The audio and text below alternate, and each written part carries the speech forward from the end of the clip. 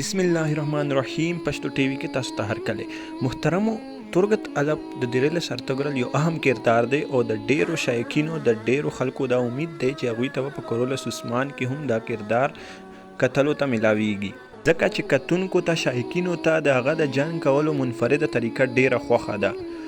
د هغې په باره کې مونږ لږه شان تاریخ سټډي کړو نو هغه به مونږ نن تاسو ته وړاندې کوو، خو د هغې نه مخکې تاسو زمونږ پښتو ټي وي د معلوماتي ویډیوز دپاره او تاریخي ویډیوز دپاره ضرور سبسکرایب کړئ. محترمو د تاریخ د مطالعې نه دا معلومیږي چې ترګت الب د عثماني تاریخ یو اهم کردار دی او که هغه په کورولس عثمان کې دا کردار شامل نه کړلی شو نو یقینا به دا د تاریخ سره یو غداري، ځکه چې د تاریخ په مطابق ترګت الب د عثمان غازي د زوی د اورحان غازي د دورې حکومت پورې ژوندی و.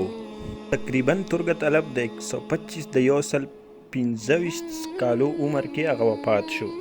محترمو ترګت الب د عثماني تاریخ یو بهترین جنگجو او د ارطغرل یو بهترین دوست په نامه باندې یادېږي. ترګت الب د کای قبیلې یو بهترین جنگجو او د هغه کم کلګهاړي کم تبر چې و هغه ډېر مشهور و.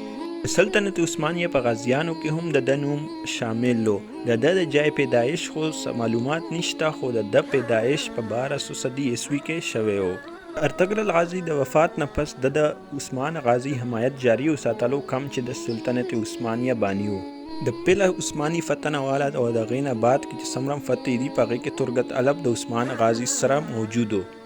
په 1299 صدي عیسوي کې عثمان غازي ترګت الب د انګول شهر فتح کولو دپاره ولیږلو. ترګت الب د خپل جنگي مهارت سره د انګول ښار فتح کړو او د هغه ځای ګورنر مقرر کړلی شو.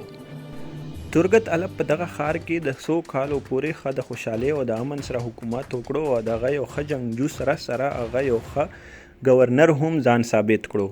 محترمو د عثمان غازي د وفات نه پس ترګت الب د عثمان غازي د زوی د اورحان غازي حمایت هم جاري وساتلو.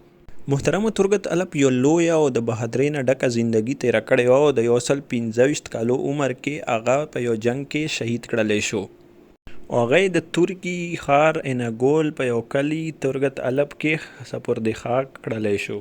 ارطغرل غازي د قبر سره نږدې د قبر موجود دی او دا یو اعزازي نشان دی.